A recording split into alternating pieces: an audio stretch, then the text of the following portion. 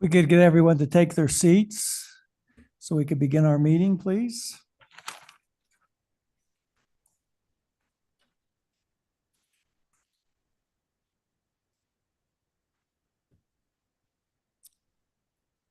Thank you very much. Welcome to our city council meeting this evening, August 27th of 2024. We appreciate your attendance here with us tonight. We'll begin our meeting by hearing from Councilmember Dalpaz, who will give us a thought and then lead us in the Pledge of Allegiance. Thank you, Mayor. As Mayor mentioned, I'm going to share a thought. This one is short, but I think sweet. It says, if you want to lift yourself up, lift up someone else, and that's by Booker T. Washington. And now please stand and we'll do the Pledge of Allegiance. I pledge allegiance to the flag of the United States of America and to the republic for which it stands, one nation under God, indivisible, with liberty and justice for all. Thank you, Councilmember Dalpaz. I believe we have online, John, Councilmember Pulver And Severing. and Councilmember Severing. We're both dealing with health issues today. So we're grateful to have Councilmember Watson and Councilmember Dalpaz with us this evening. We'll begin tonight, probably for the reason most of you are here, which may be the most important thing on our agenda this evening, and that is to honor Zella. So Zella, I'm going to come down there. Come on up here.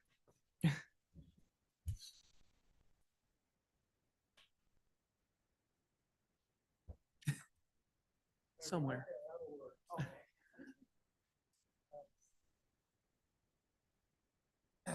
We're happy to have Zella with us tonight.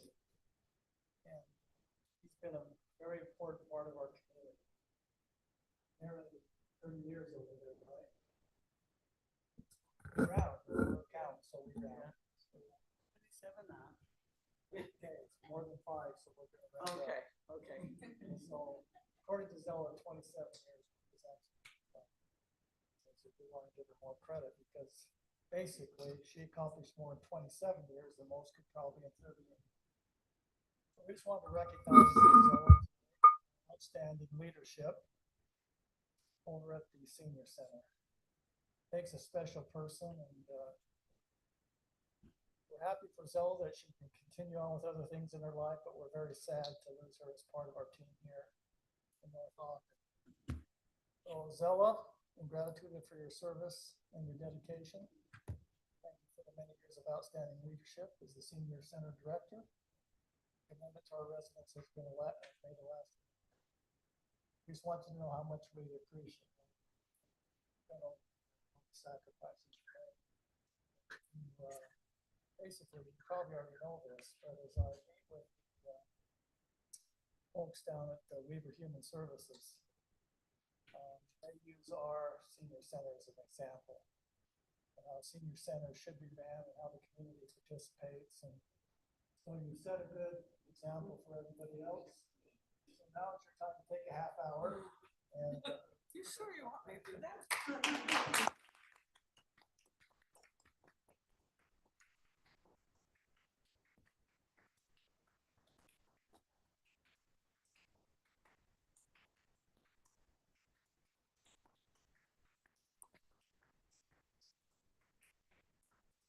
I know without you guys, so I do appreciate it. And those that have been there and helped me in any way, I do appreciate that. I love you all, and I do appreciate the city and all their work and their time that they've helped us. And I also appreciate the board. I think there's some board members here. Appreciate those and their help. And you seniors, I just love you all. Thanks for coming, and we will be around. So we'll say bye. what does that mean to be around? Get bigger and bigger around. I know. Thank you so much. I appreciate it.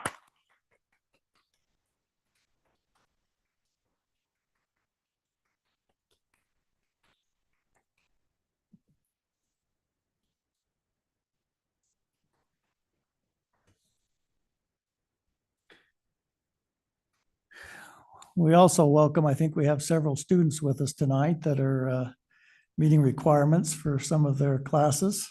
So we also welcome them this evening. We'll move into our, you have to excuse my voice tonight. We'll move into our consent agenda.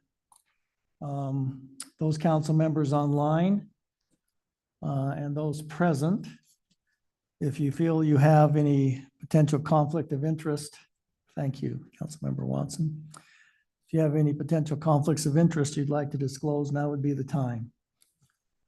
Councilmember Dalpaz? I just wanted to make this group aware that I received a campaign contribution from Dan Nixon. He is one of the RDA fund applications. So I just wanted to make that aware.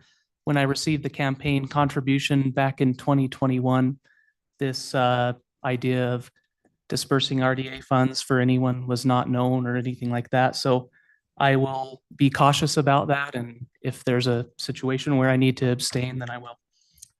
Okay, thank you. I also received a contribution from Dan Nixon, so ditto. That's okay. I don't think it was enough to buy you off. But just as a reminder, surely we appreciate the disclosure. That does not prohibit you from voting on the matter. So you're more than welcome to do that after making your disclosure. So thank you very much. Mayor, Councilmember Severing? I also was the beneficiary of a contribution from Dan, but that likewise was long before this particular situation had arisen in the city. I can only conclude from this that Dan must have a lot of money.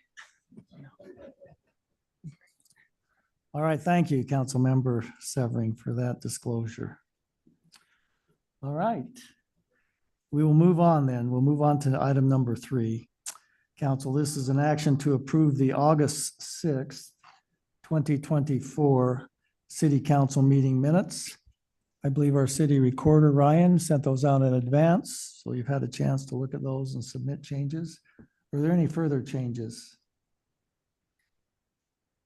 Councilmember Pulver, Councilmember Severing? Nope. Negative. Okay. Well, with that, then I would look for a motion to approve the August 6th, 2024 City Council meeting minutes. Do we have a motion? So moved. Thank you, Councilmember Dalpaz. Do we have a second? Second. Was that Councilmember Pulver? Yep. Sure. Okay, we have a motion by Councilmember Dalpaz, second by Councilmember Pulver. Any further discussion on those minutes?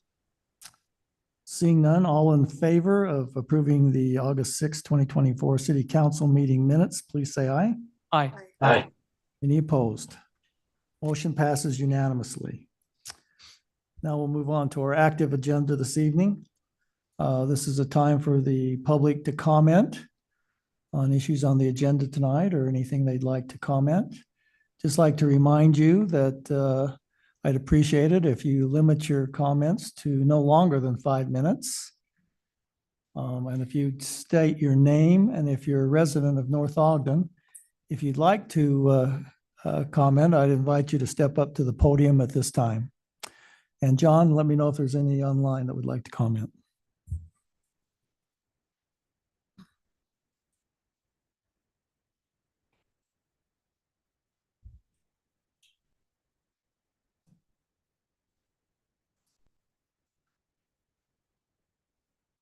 My name is Jeanette Sweet and I'm a resident of North Ogden. All due respect, I'd like to kind of turn this way because I'd like to share something about Zella.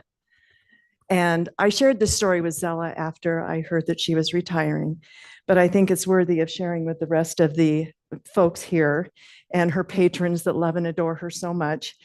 In that I came to Utah, the only reason I came to Utah was because my father. I was an only child and he was aging and set in his ways and didn't want to leave Utah. So when I came here, about 3 weeks into it, I was trying to help my dad. He'd become a hermit. He wasn't doing anything. He was isolated. And so I tried calling Weber Human Services and could not get a hold of anybody there. So I went down to the building and was handed a bunch of brochures. And one of those brochures was about the senior center. And so from there, driving home, I stopped by the senior center. and walked into the alcove right there. And Zella was standing there. I didn't know her from anybody else at that time, was standing there talking to someone else.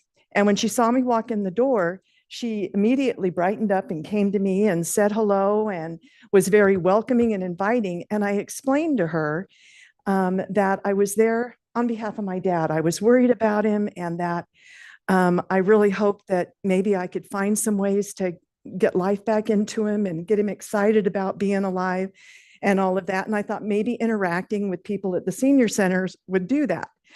And of course, he's a veteran, 42 years in service to his country. And I thought, man, I know there's veterans there, and that would be really good for him to interact.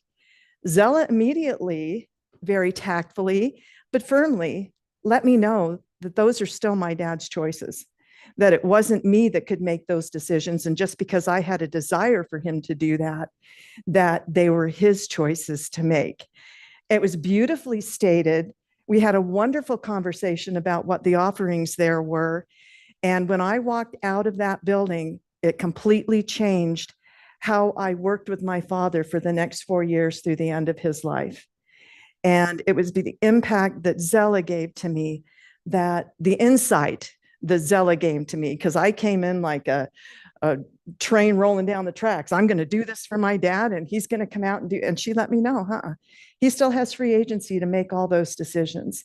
And from that point forward, that was the inspiration that I used for the next 4 years with my dad. And I want to say thank you very much, Zella, for making that impression on me, because the remaining years of his life were definitely his. Put a halt to my behavior, and I had to kind of tiptoe through the rest of it. But he lived a much happier life at that point, rather than having some domineering daughter come in and try and take over. So thank you, Zella, very much for that. And then I have one more question. I noticed on here that Casey Hunsaker is now going to become the treasurer. My question is he going to remain the emergency manager for the city, or is that position being transferred? We've had discussion on that. Last I heard, John, we were going to have Casey kind of transition that to someone else in public safety, public works. Is that correct? Or has that changed? There'll still be some involvement, but involving others in emergency Yeah. management. Yeah. He'll probably have some oversight, but won't be as involved. Okay, I do hope you'll post that, because when I first started looking for the emergency manager of North Ogden, I couldn't find it anywhere listed on your website. Thank Okay, you. Thank you. Anyone online, John? Anyone else this evening like to comment? All right, we will move on then. Speaking of that, this evening, just a little bit of update.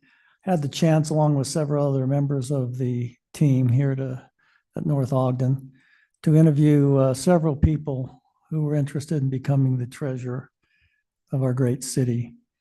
As we sifted through that and had the interviews, we have landed on Casey Hunsaker, who has been employed with the city, has been an exceptional employee for many years. Casey's been working in our finance area in a little bit lesser role, but it was a consensus that he should be the individual to fill the treasurer job at North Ogden City. That's a required position by statute in the state. And so we're excited to have Casey with us. And council, I would recommend your vote in favor of appointing Mr. Casey Hunsaker as our treasurer. Do you have any questions? Anyone online? Councilmember Severing, Councilmember Pulver. No questions. He's a great man. No question. No questions. All right. So with that, I would be looking for the council's motion to approve Casey Hunsaker, Mayor, Councilmember Valpez. sorry to interrupt. Do we want to finish public comments first, or do we want to go into that? I don't. I think they finished themselves. Nobody came up, so Did we moved we? on. Oh, I'm sorry. I don't remember having a time where after Mrs. Sweet came up, I don't remember calling for more. Sorry if I am wrong there. Am I wrong? You need to quit, It's just brief. you need to quit dozing off, Yeah, Councilmember Dalpass. I think I need an energy drink or something to get me going because, okay, that's good. Yeah, because I think I asked John if we had anybody online. My and- apologies. yeah. My apologies. No problem, no But problem. yeah, It if keeps me awake. energy drink would be nice right now. All right, well. Oh, that would cost like $20. I think we're good. I think we're good. All right, Thank you. Sorry about that. no problem. Do we need to say that people are welcome to leave whenever, or is that obvious, maybe? No, I'll let them know, but Okay. I'll make a I'll- motion that we approve the appointment of Casey Hunsaker as our new city treasurer. okay, do we I have a second that second? motion. Thank you, Councilmember Severing. Any further discussion or You already questions? gave one, sorry. I'll be the second. All right, I'll ask for a roll call vote on this. We'll start online with Councilmember Pulver, Yes. Councilmember Severing, Yes. Councilmember Watson, Yes. Councilmember Dalpaz. Yes. And we do miss Councilmember Barker tonight. He's training back east with the fire department, so we'd also like to excuse him. With that, then the motion passes unanimously. We welcome you, Casey, as our new treasurer, and at this point in time, we'll have our city recorder swear you in as the city treasurer.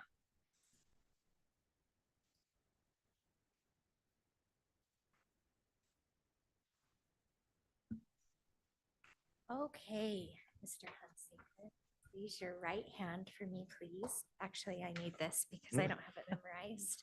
Okay. Repeat after me, please. I do solemnly swear I do solemnly swear that I will support, obey, and defend that I will support, obey, and defend the Constitution of the United States the Constitution of the United States and the Constitution of this state, and the Constitution of this state, and that I will discharge and that I will discharge the duties of my office the duties of my office with fidelity. with fidelity. Congratulations. Can you sign right here for me, please, sir?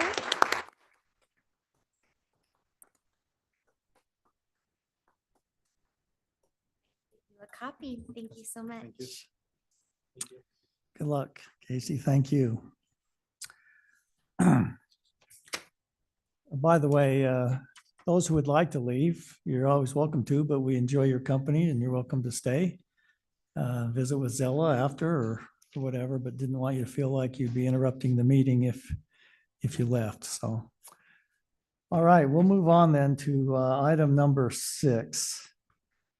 And this is a discussion or action to consider ordinance number 2024-16, which is adopting the final budget and tax rate for the fiscal year 2024 and 2025, or fiscal year 2025. We have with us tonight our finance director, Miss Jamie Jones, who will come up and be available to answer any questions that the council may have. Just as a reminder, council, the tentative budget that has been presented to the citizens and on which the proposed tax in of 9.5% is based.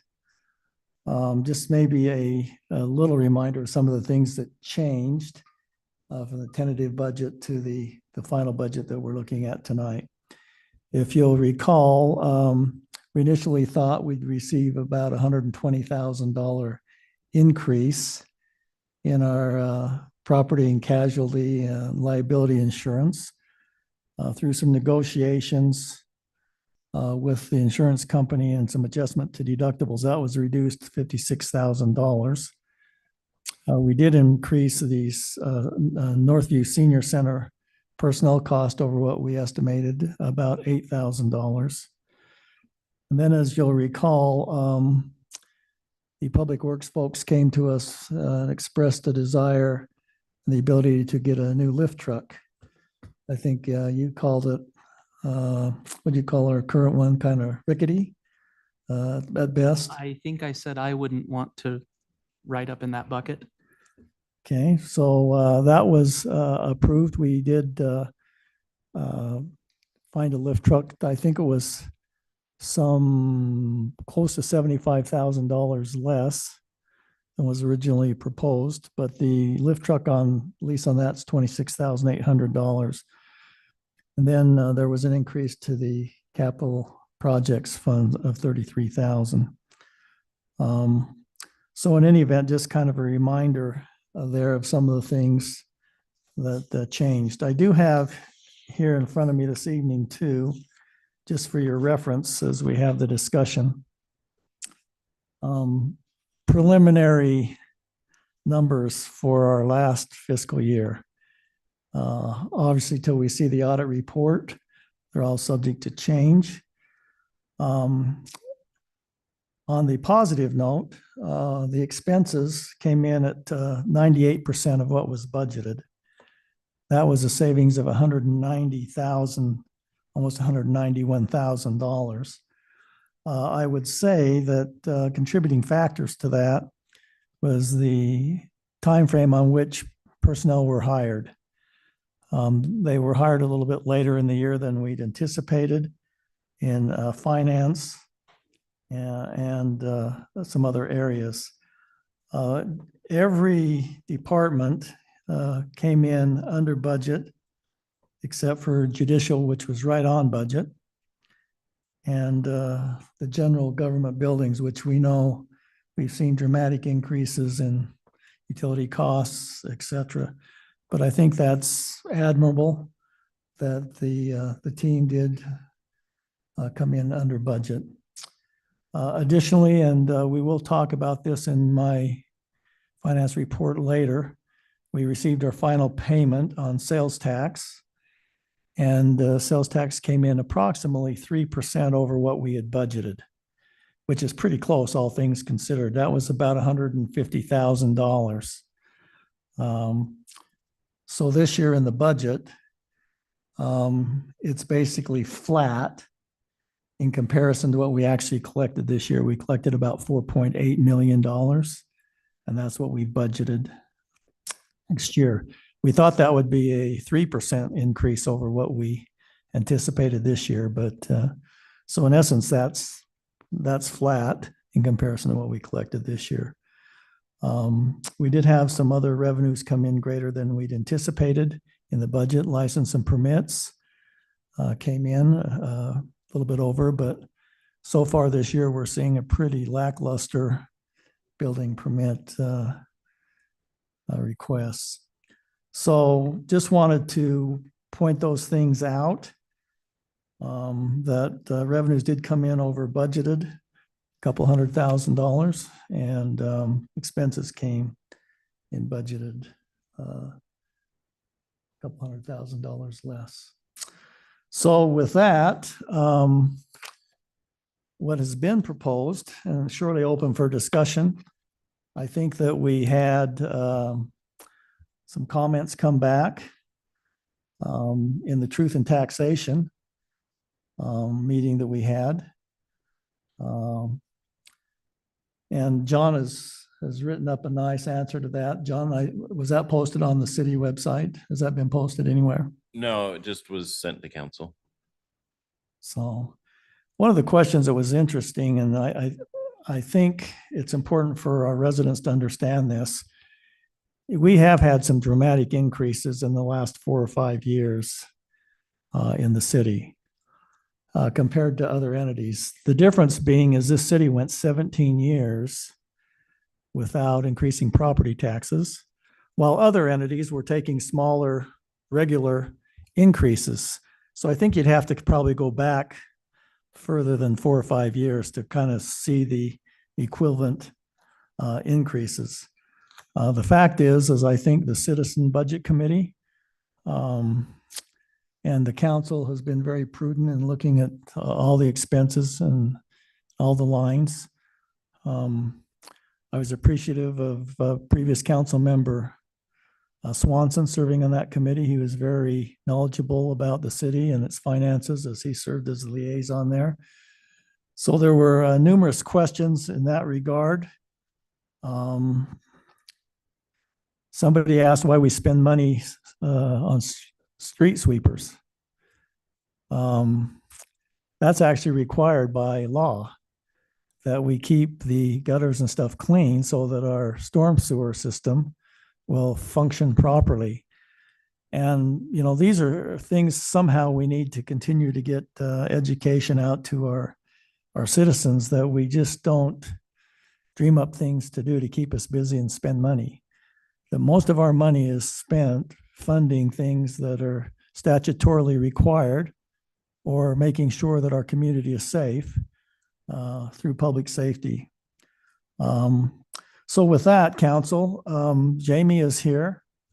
We'll entertain any questions you may have before I seek a vote on ordinance 2024-16, which we'll vote in the same order that we have previously this evening. So what questions may you have, or concerns or comments? Anybody? Councilmember Watson. Jamie, I was just curious if you had any updates or any other things that you wanted to share that you haven't already previously. Nope, I don't. Okay. That was it. Yeah. Mayor took care of all the updates. So, Okay, yeah. thanks. Councilmember Dowpaz. Mayor, thank you. With this breaking news that we are $191,000 under budget for this year, I would just be curious if Jamie has any recommendations on how to handle that. I know that the Truth and Taxation meeting was for up to 9.5% property tax increase. And whether it's the mayor that responds or Jamie, I'm just curious if you have any thoughts on that. Sometimes in my experience, this happens quite a bit, and just because information comes at the time that it does. And I feel like this information is breaking news. So I just wanted to get some thoughts from either of you. I think Jamie would like me to answer. She's kind of giving me the giving me the nod. I would just remind the council, I think, of several things. One is the city has always been and continues to be very conservative. And we are planning for the future. There is built-in opportunities to make sure that we're staying ahead of things and that we're meeting our commitments that we're aware of. The big thing that we don't have a lot of control over is sales tax. I think we've been very fortunate. You know, last I heard 50% were projecting a soft landing and 50% were projecting a hard landing. So we don't know exactly where that's going to be, but we do have a rainy day fund in the form of a general fund balance. There is, I think, additionally, and Jamie, correct me if I'm wrong, based upon the reduction in insurance, there was $29,000 that was $21,000, which is about 1%. That was kind of a windfall we were unaware of. I think we have adequate plans in place for the future.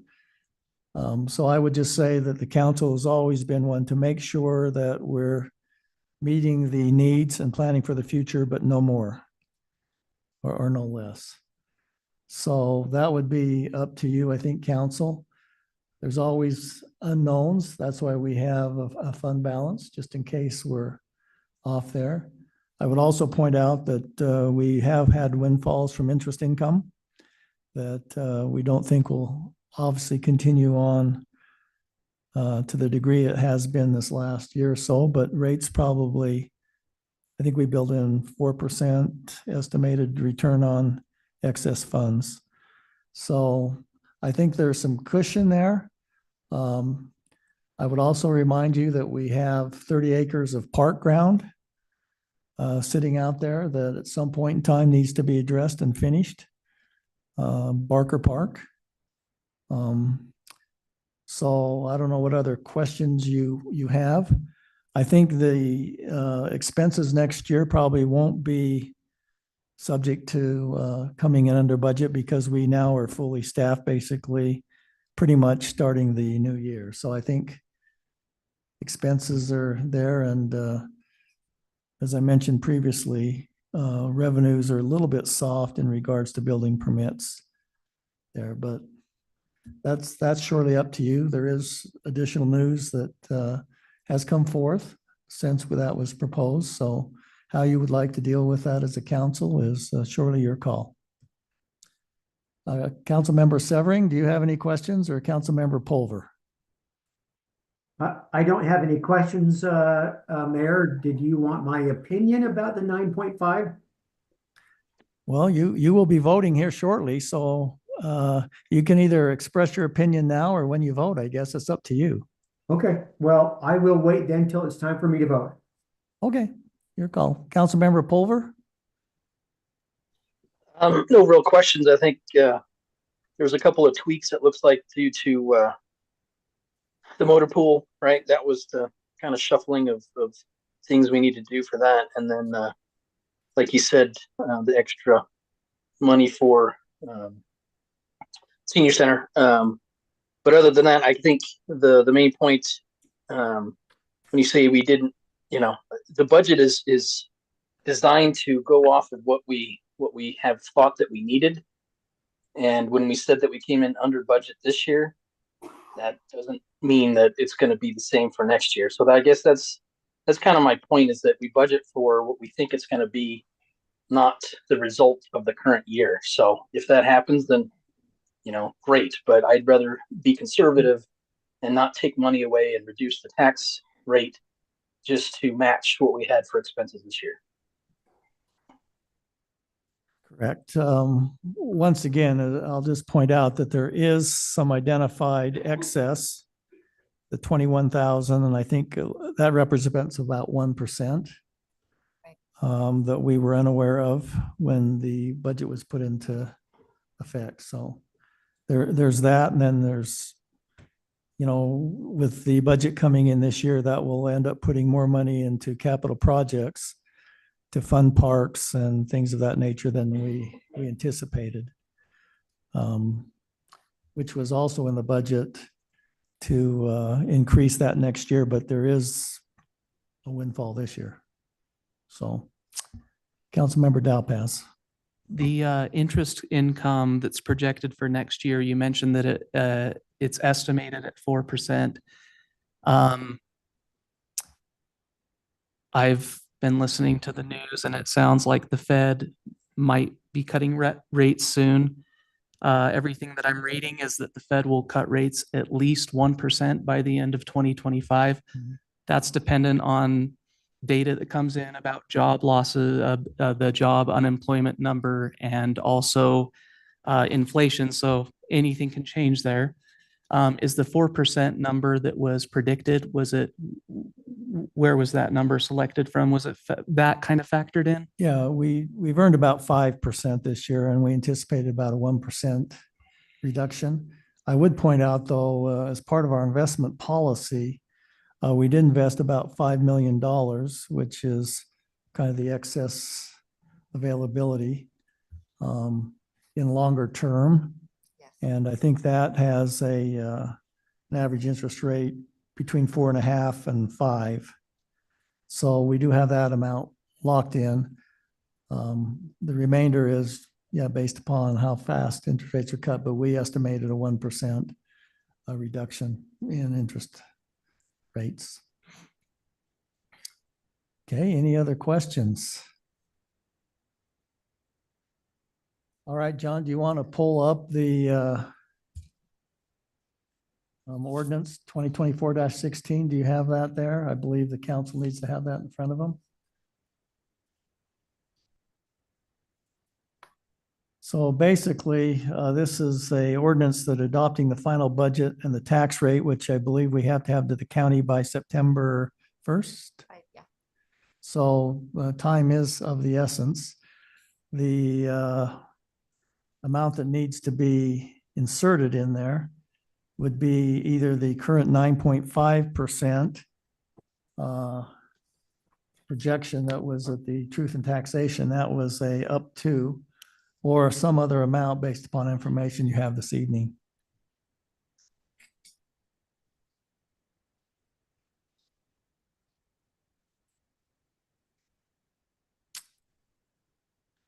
So do we have a motion I believe the tax rate that we would submit to the county based upon the budget that was discussed in the Truth in Taxation is 0.001307.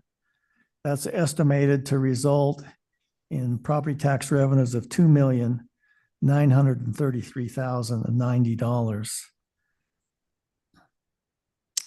1% reduction is about $25,000, 27,000, something of that, based upon this year's collection.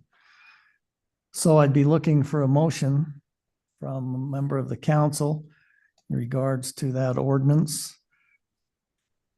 Mayor, Yes, sir. I move that we approve ordinance 2024-16 with that 9.5% interest, 9.5% property tax rate. Okay, we have a motion by Council Member Severing to submit to the county a tax rate based upon an approximately 9.5% increase of 0.001307. Do we have a second to that motion? Second. Okay, we have a motion and a second. Is there any further discussion or questions for Jamie?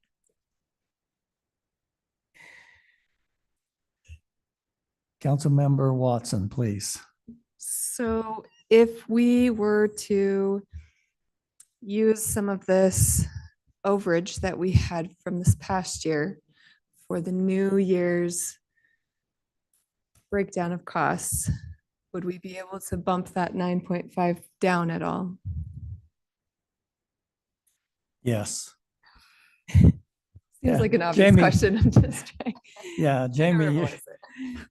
kind of putting her on the spot, but yes, we could. And frankly, I think, and I'm very conservative and look forward to the future and plan for it. I don't think you'd miss a beat if you went down to 8.5%, frankly. Just my take. Okay, does that answer your question? Yes. Okay. Councilmember Dalpaz. The reason that I'm okay with 9.5% is because we have some things that are kind of keeping me up at night that are coming up. One thing that comes to mind is that we have the retention pond that needs to be moved to within the Patriot Point area. And it has recently come to light that maybe our federal funds might not be coming through for that. Also, it's possible that Pineview, I don't know, might not participate. So all of these participating parties that were ready to be involved in that project are not completely out of the game, but are potentially out of the game.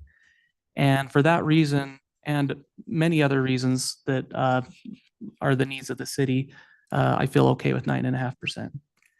Just to maybe give you some information, and John, correct me if I'm wrong here.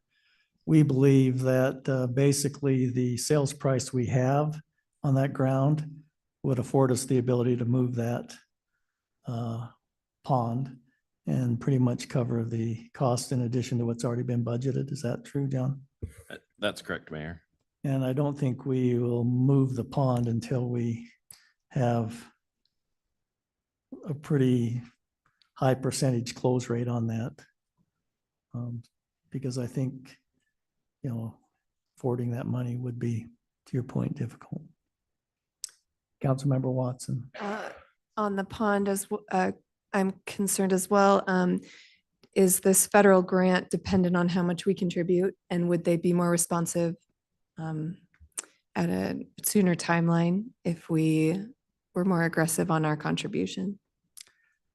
I don't think that would have anything to do with the federal part, John. Correct, Mayor. Yeah. But I have spoken with Mr. Burns, who sits on the RDA ramp, on the ramp committee. And basically I think a very small portion of it was committed to the kayaking portion. The rest was primarily to the park. And I believe, if I understood right, the amount of available funding, it would be adequate. Uh, Yeah. However, that's one of the items that has to be on the discussion, I think, for future council planning meetings is, what is the plan to do that? There are unknowns, but there are known factors too. My opinion is we probably shouldn't move the pond until the developer has signed agreements to utilize that piece of property. And we have had some discussion on alternatives where we could move that water till we give the government a chance to reevaluate how we could come up with an interim plan. So just giving you information, your point is well taken. Just want you to have the information.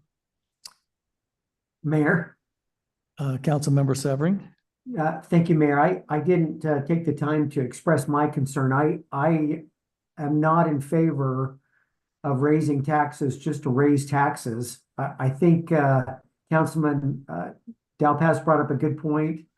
I really loved what Councilman Pulver said about, we kind of came in this year, but that may not be the case next year. And so when you take into consideration that we're really 17 years, those 17 years of being so far behind, that I really think this 9.5 will give us, crossing my fingers, if you could see me, I'm crossing my fingers. Seems like in the city, as JD pointed out on one occasion, there's always those what's up kinds of things that happen. So I would rather be a little bit more prepared than not prepared. So that's the reason I'm proposing for this 9.5% increase. Thank you. Anyone else? Councilmember Pulver? I think we've discussed it so much over the past 6 months, and I think it's all been said. Okay.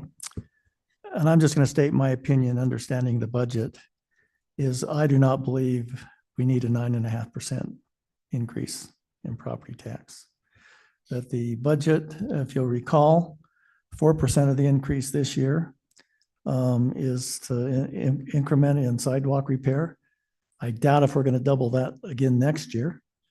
I think it'd be hard for Dave to keep up with that, but that's just my opinion. I think we have got the money in the budget, but there are unknowns. So anyway, let's proceed with the vote then if all the questions are answered. Councilmember Dalpas. I would just ask, you're not okay with 9.5%, so I need to know what percent you would be okay with. Because I think, as I previously stated, I think you could go 8.5% without even missing a beat. But that's okay. And we previously have spoken about how we are taking a risk on our sales tax projections. And if for some reason we weren't able to get what we want, I mean, we kind of pushed that number a couple of times higher, right? So. Yeah, I think the latest information would show that we anticipated it would be 3% over collections this year, but actually it's exactly equal to what we collected this year. So we are anticipating no increase in sales tax next year. It's flat. We got our last payment in. I think the only one we're waiting for is B&C road funds. Okay, let's go ahead and take a vote then. Let's start with you, Councilmember Severing. The motion is that we have a 9.5% increase and submit to the county a tax rate of 0.001307. That is the motion that's on the table. Councilmember Severing. Yes. Councilmember Pulver. Yes. Councilmember Watson. Yes. Councilmember Dowpass. Yes. That rate will be submitted to the state. The motion passes to the county. The motion passes unanimously. Okay, we'll move on now to item number 7, which is a discussion and or action to approve A15-2024. This is an amendment to the Patriot Point Development Agreement, the site plan and building footprints. We excuse Scott Hess this evening. Scott is still learning how to ride his bike a little bit better, so he's working on that. But John, why don't you go ahead with item number 7 on our agenda? Okay, thank you, Mayor. Scott would like to be here, but he did crash his bike yesterday doing some gnarly jumps. So if you don't know Scott, he's an avid cyclist and just didn't land quite right. So, council, this is kind of a follow-up from an amendment to this agreement that we did a couple weeks ago, where we moved the clubhouse. If you remember, the clubhouse used to be in this area and was moved down to this area. The new buyer of this phase 3 for Patriot Point, as you're well aware, expressed an interest to sell the product. Previously, it was planned as a for rent facility or for rent units. They would like to sell it, and they, in order to do so, need to eliminate the units that are too small to sell. So they would like to square the buildings off, and I'll zoom in close so you can see. Here, units 48 and 49, you could see jumped in about 10 feet, or maybe not quite that much, but they jumped in a bit. And these units were 1-bedroom and 2-bedroom units, which in a townhome market in our state or in our city don't sell as well. And so they're proposing to square those off and make them 3-bedroom units, because that is what the market will support the best for selling to individuals looking to buy townhomes. That does change the footprints, and this development agreement specifically says that the buildings have to stay within the footprints established in the development agreement. I think Councilman Severing might have been the only council member who was on during phase 1, where we had to come in and move the units around on the plat because the concrete contractor had poured them in the wrong spot. And so there were some tweaks that happened then, but this is a similar concept. You can see here on 68, 67, or 68 through 64, that there's some movement from where the red line was to where from where the blue line was to where the red line is. And so setbacks are moving around. They still meet our standards for separation for buildings, for fire code. So typically they can't be within 6 feet or they have to do firewalls. But there is a little bit of that going on. The project has been reviewed by planning, Scott, and said, yeah, this will work. It does eliminate some of the articulation of the facades, but there'll still be some architectural facades included in the townhomes to make them feel like they're articulating, even though the building isn't actually. And this will end up being hopefully a very good product for first-time home buyers, that type of group. We do have representatives from the John Hanson Group, which was the original developer, as well as Castle Creek Homes, who is the developer that's purchasing phase 3. If you have questions for them, but staff recommendation is to amend the agreement in the, let's see, in the staff report, or in the packet, we didn't include the actual agreement language. But this is it. It basically says this is the 3rd amendment, and the attached plat will be the new plat for phase 3. And so that would essentially be the agreement that you would be approving. Any questions for me or any for the either of the developers who are present? Let's start with Councilmember Severing. Councilmember Severing, do you have any questions? Mayor, I do not have any questions. Thank you. Okay, Councilmember Pulver? No, I sat through the full planning commission on this stuff, so kind of know all the ins and outs of what they were doing and why, and so it made sense. Okay, thank you. Councilmember Watson, do you have any concerns or questions? I was just out of curiosity, you mentioned this was phase 3. I assume that just phase 1 and 2 are complete so far, and this is going to be the next phase that you're on. Okay.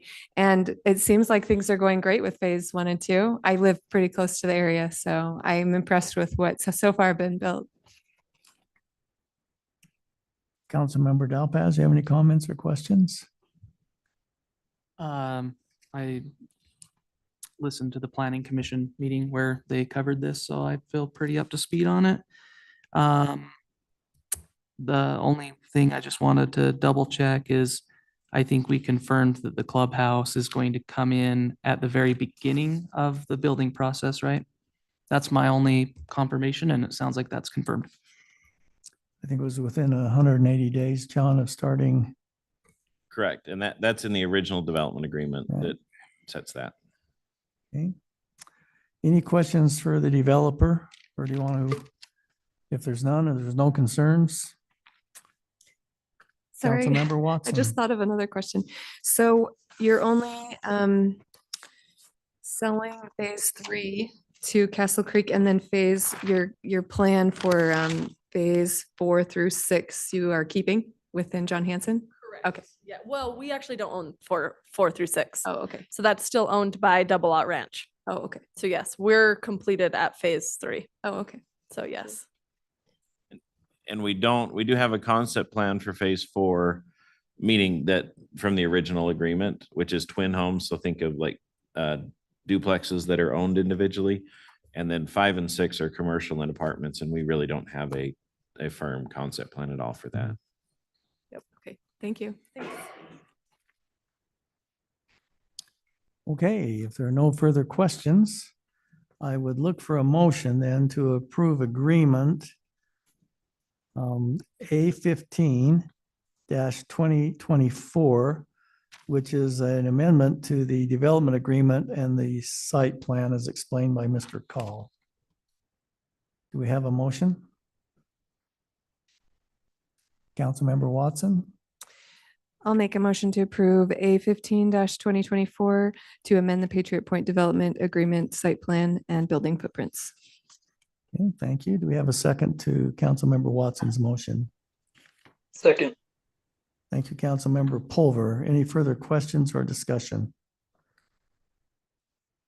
Okay, we'll start our roll call vote with you, Councilmember Severing.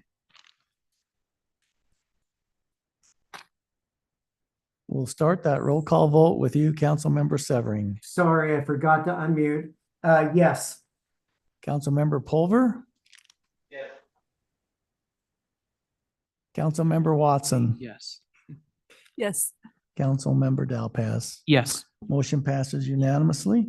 Thank you very much. We'll move on to item number 8.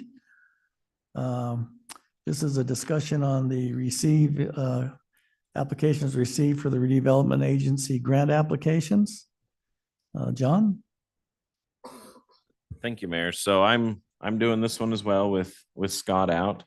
This spreadsheet was included in your packet, Council, and this kind of outlines the individuals who have applied, a summary of what they've asked for, and then the amount of money that they've asked for or that the project is.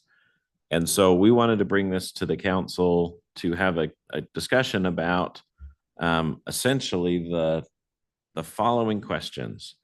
In the past, there's been a lot of discussion about should the RDA fund projects at 100% or at 10% or what the number is. And we really need to know what that number, what the council would like that number to be, or even if it's open, with an understanding that the applicants have sent in what we call a letter of intent, meaning they say, we are interested, here's the general idea. Our plan is to reach back out to them with more detailed information and say, this is what we need from you. And one of those questions would be, and it's one we steal from the ramp board, which is, if you aren't fully funded, would you still proceed with the project? You know, because if someone wants 100% funding and we only offer them 25 and then they don't do it, it would be better for that 25 to go to somewhere else. And so that's one question we need is what percentage is the council / RDA board comfortable with? And are there parameters? For example, the city has a request in there for the Bicentennial Park that the council in theory has kind of already conceptually approved at 100%, but we just wanted to make sure it was on the list so that it was seen and part of the process was done. So that's question number one. Do you have a comment on that, Mayor? I was just asking, John, would the council be speaking as RDA members in making this recommendation, since they will be the ones? So, yeah, so the way this ends up coming back to both the council and the RDA. So anytime the RDA does anything monetary or basically decides to expend funds, you will hold a budget hearing, a budget amendment, and that sort of thing. There are some unique things, and I think this would fall under it, where the RDA board would make a recommendation to the city council. So technically it would be approved twice by the same group of people in our city. And so that's why it feels a little weird. And even though you're not seated right now as the RDA board, we thought for this purpose of this discussion, it wasn't as critical because you won't be voting on percentages tonight or any of these other questions. It's more giving us the guidance so that we can reach out to the residents. Because if 50% is the max that the board and the council would want to go to, then we'd want to let them know so they could decide if they want to proceed further in the process. And the hope is to bring these back to the council with the additional information you might want in September, just to keep this moving and hopefully get them set up to do their projects in the spring. So we bring this back then first to the RDA who would make the recommendation. Tell me if my memory serves correctly, but seems like to me the minimum investment was 20%, but it was sliding based upon the fact of the contribution of increased sales tax from the investment of the RDA funds. But it seems like to me, I can't remember the RDA board approving 100% projects. I remember for the Bicentennial Park specifically, that one, we were always planning 100% to cover that one, at least from how I remember it. As far as the private commercial companies, I don't think we ever had a very explicit conversation about percentage. We never said it'll be at 100% or anything like that. I feel like we had an understanding that it would be a lesser percentage than fully covered. Right. And there is also a parameter available where the board could say, look, we will only also cover a max of this many dollars per project. There aren't a lot of the projects that have exceeded, $100,000, but there are a couple. I mean, there's a question here for close to $1 million for some facade improvements for the cannery, for example. Total requests were what, 6.3 million? Yeah, Something like that? 6.6. And how much do we actually have? About 3.6. So, and then, it's okay to, we could, if the group doesn't have a feeling on where that limit might be, we can push that further down, but we can ask them the question, if you're not fully funded, would you move forward? And still get some information back, because I do think that in your evaluation of the project, you're going to have to decide, how much of these tax dollars do we use for this project? My memory is fading, but I recall very distinctly there was a discussion about not funding these things 100%. Is that? Hey, Mayor? That's what I remember. Yeah, Councilmember Pulver? Yeah.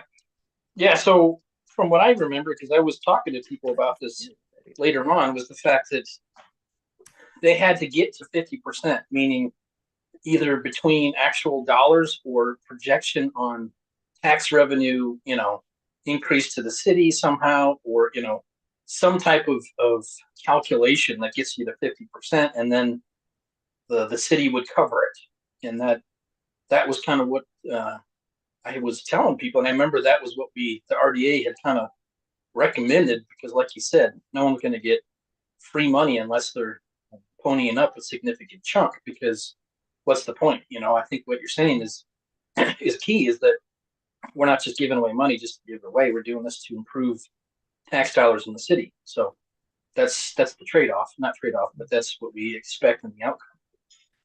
John, what might be good is for you to identify the questions that we need to be digesting and come back in a work session to discuss. So one is funding percentage. One is maximum project amount. Is that correct? What other questions so that we're, Another question I have is there stuff that you would like to see in the applications that you're not seeing in the letters of intent? A good example might be some sort of a site plan or an elevation of what they're proposing. Understanding, of course, that if it's professionally done, it could be very expensive to put those together. But at least some sort of a visual aid is another thing. Councilmember Dalpass? That is something before you even mentioned it, I was going to bring it up. About half of the applications have some sort of rendering. Some are more baked out than others. Others are just kind of a good stab at what the facades will look like and whatnot. But that's something I think we need to have at least a basic requirement of what the site is going to look like. And it doesn't have to be engineered. They don't have to put a ton of money into it, but a good example is what Jones Shirts did. You know, you could tell that they probably didn't invest thousands of dollars into engineering, but they did make a good stab to show us what it's going to look like. And so I put it on the screen just so everyone could see it. So they might have done it themselves with some software, but they did put some, pen to paper. Councilmember Watson? Yep, finished. So I have lots of questions about it, all of this. One question that I was curious about is when you say you're going to go back and ask each of the applicants if they aren't fully funded, will they continue anyway? I'm curious if we could make that more of a dynamic question where we say, what would you do? Because some of the plans were very thorough and had multiple projects within the project. And I'm curious of what their priorities would be if we could help them accomplish one of their mini projects instead of the whole thing, or is it all or nothing? That's one of the questions. I drove past all of the locations and looked at all of them. One of the applicants has a sign on their door that says they're closed permanently. The gift shop starts with an A. Thank you. I couldn't remember for a second. So I don't know if we want to remove them or confirm with them that that's true, but it's a sign as of August 7th, something like that. I can pull it up. I took a picture. And that might be a good question because the investment in the infrastructure might be made by the new owner anyways without this. For example, one of the applicants is Poolworks, who has submitted a reimbursement for the work they've done. And so the question would be, well, they came in, they've invested, should we reward that or do we say, well, you invested without our money, so you don't need it. So, but these are all sorts of balancing. And it even kind of leads into the last kind of question I thought it'd be good to have Scott put together a list of, this is how we're going to rank these. So here's a point system, 1 out of 100 or out of 200, but some way that the group would be able to rank these so that you could prioritize, this is the most important project to the city, and propose things about like or sales tax increase or even property tax increase can help the city and things like that. So that would be the final kind of suggestion I'd have, is that Scott put that together, unless someone on the council really wanted to do it. Not Don't see raising my anybody hand to that. raising- Just have a question. Scott, Raising their please. Yes. But John, I think too, and there needs to be a financial analysis of what this is going to generate an increased monetary benefit to the city. I don't know Who who's does going to that? do that Yeah. or how they're going to do that. But that has to be part of the thing. That's as Councilmember Pulver said, that's the whole genesis of this thing, is that we're trying to increase business activity in the city. That's the purpose of RDA funds. Well, and I think we could, especially most of these are all existing businesses with the exception of Poolworks. It's kind of a brand new one. But we could work with them on evaluating their sales numbers and helping them realize what that means. Some individual businesses sometimes thinks all the sales tax goes straight to the city. And really we get 1/2 of 1% that goes directly to the city and where it's sold. So if $100 are spent, we get 50 cents out of that dollar of that pot. And so I think we could help them, give them a formula. So we could say, if your net sales are this, calculate it this way. But on that stuff, we'd want to be careful because we also don't want to force them into publicly disclosing financial information unless they want to. Yeah. Some of these requests may not even be collecting sales tax. They may be services. Well, and a good example is that the biggest request on there is, hey, if we did ADA sidewalks, widen sidewalks and fix things on Washington, and that's $2.6 million, that's a city request. So that won't have a direct impact on sales tax unless you're looking at, well, now people are more likely to walk there, bike there. But how do you measure that? How do you quantify it? So it's not a fun process you have. If we had $7 million, it'd be easy, but we don't. So, or easier, I should say. Okay, what other questions do you need the council to consider to come back with? Hey, Mayor. Councilmember Pulver. So did you want to know what the RDA had decided originally in February? I looked it up if you want. It might be a refresher for the group. The board ultimately agreed to the 10% minimum investment, but left room for a higher percentage to be weighed favorably. So basically, with the city matching investment based on projected benefit to the city, which usually is measured in increased sales tax revenue or property tax revenue. So that's the other thing we didn't really think about. But obviously, if something looks better, it's going to be appraised higher, which in some people, if they're renting, is not going to be a spectacular thing. But I think if you get more business, it kind of offsets. But anyway, that's what it says. Okay, thank you. Councilmember Dalpaz, did you have your hand up? Or did you finish? Excuse me, Councilmember Watson, I want to make sure you have a chance to finish your questions. I'm sorry. Me? Did you get? I have other questions as well. Okay, go I ahead. can wait. We'll let you finish since you started. So maybe this is a dumb question. I don't know how these grant process works always, but I was just curious if we can have a say or an opinion on, from their long list of items that they would fix, which ones would be prioritized? Do we have any kind of vote or say, like, we think this might help the city the most? We could say, we Yeah. want to help you with this, but not with that. So you could say, we will help with facade improvements, but we will not help with asphalt. Or we will help with landscaping, but we won't help with. When we prioritize the requests on what generated the most revenue, wouldn't that be the, You could do that. That would seem like a very logical. just seems like, because that's the purpose. So I think the answer to that would be yes. And then another question I had is there a way that we can add to the rubric? Obviously, like has already been mentioned, how does this affect sales tax? But I wonder if there's a separate question that we could add that's something like, how many, what percentage of the city would this impact? Maybe citizens who own jacuzzis is a small percentage, whereas maybe citizens who would use a trail or the Bicentennial Park or something would be a greater percentage, even though that's not sales tax related. Just like what percentage of citizens would be benefited from this? I don't know, just an idea. I think to your point, are there any trails in the RDA area, John? The one that's being proposed on 1900 North that would tie By into the one Dan? behind. Yeah. That one.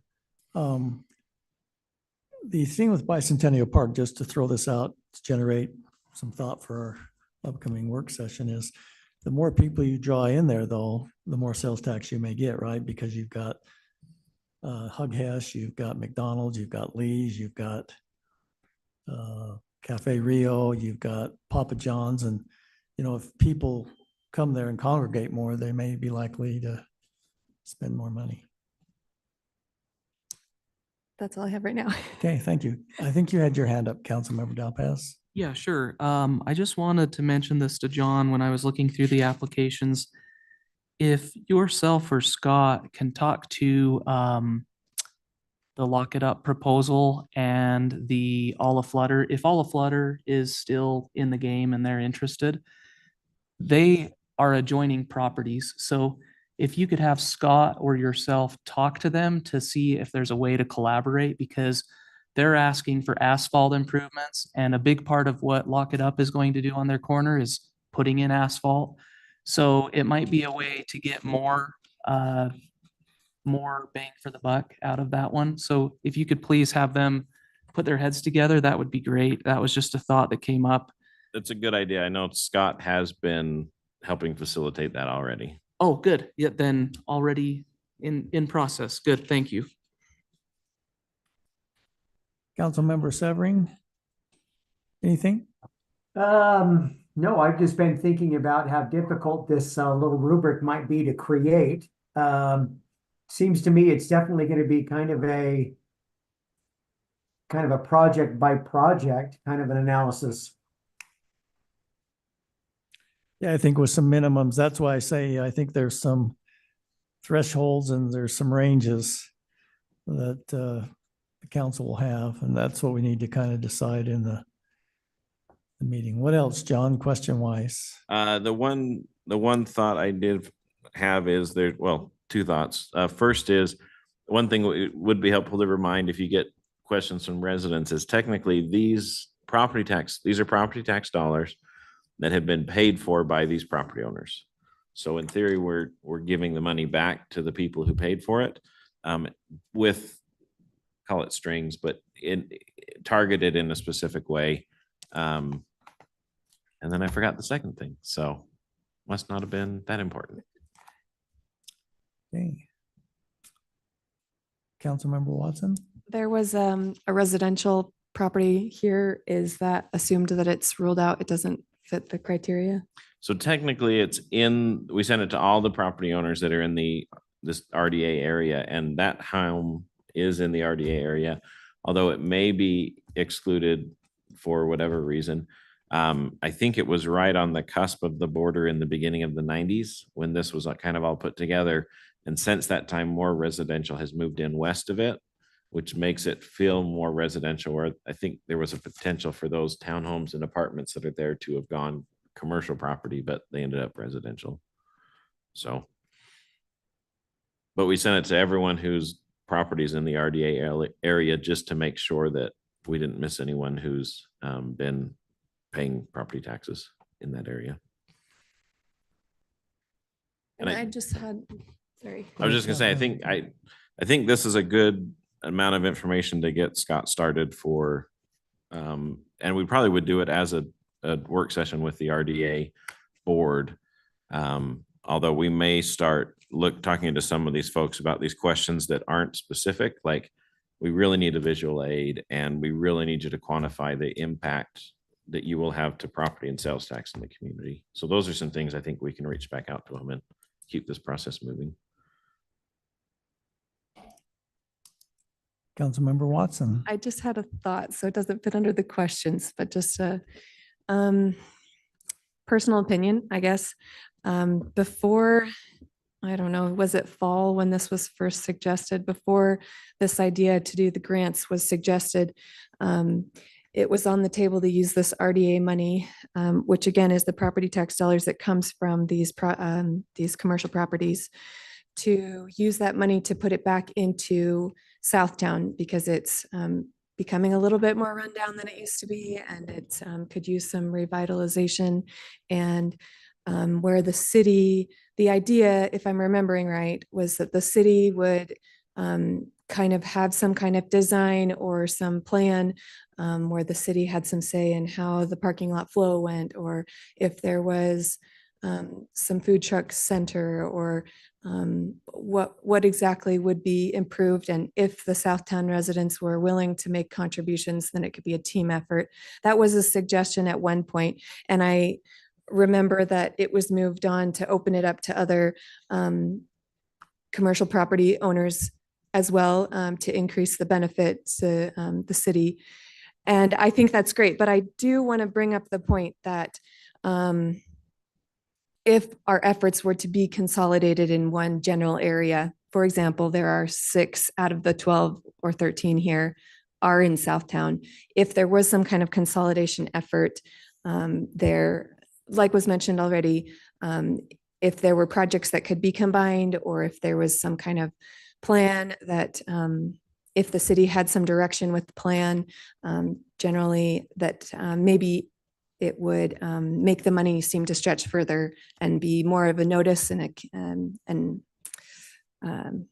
just recognized more from the citizens.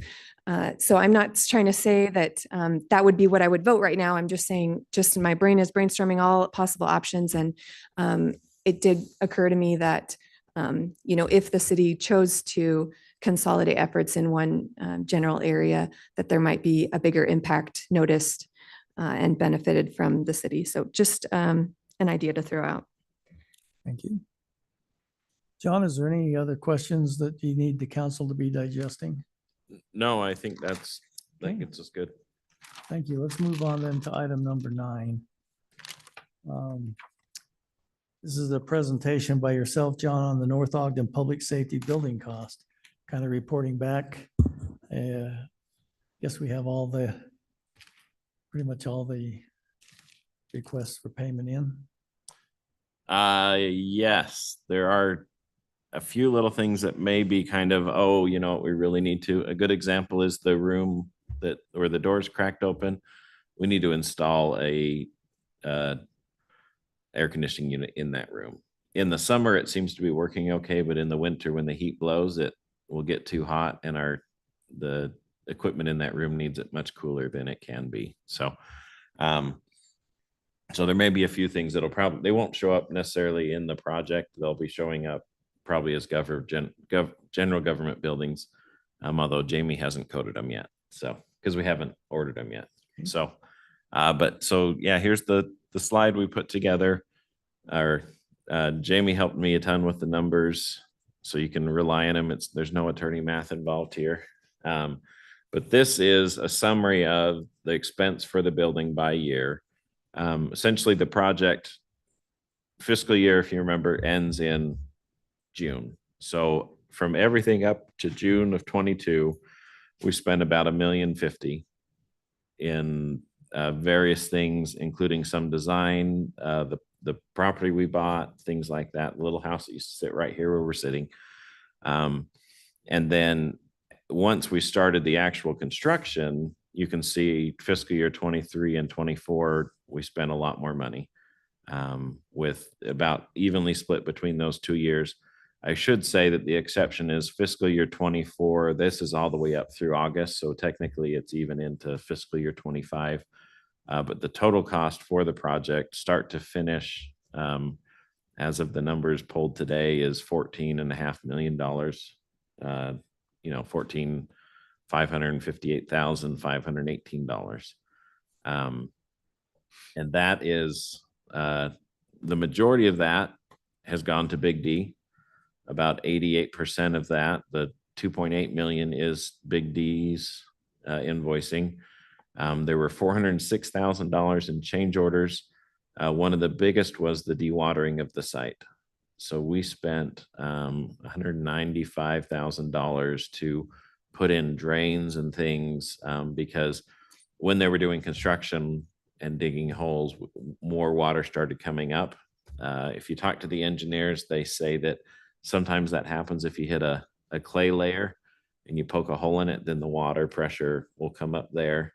But so there's a lot of capturing to do with our security system. We spent about $195,000 on doors and cameras to just make this building as secure as it is. There was over $300,000 spent on furnitures to To put that into perspective, about 200,000 of it was one group who did most of the tables, cubicles, those sorts of things. And then the other 100,000, 110,000 was doing other smaller things. Well, one big thing, which is the evidence shelves that were about $80,000, and then about $30,000 in everything else. So the chairs, these chairs, the tables that Ryan's at, those were things that we bought with the other 30,000. One of the nice things that staff was able to do is the original proposal for those $30,000 worth of items was significantly higher than 30,000, and we just went out and found stuff. The best example is these black chairs. They cost about $25 a piece. The original proposal from that one group that did the majority of the desks and things was about $280 a piece. And we felt like that just was excessive. It would have, so this room cost us about $3,000 to outfit. That's all the chairs, tables, and it was going to be around 18,000 just for the chairs.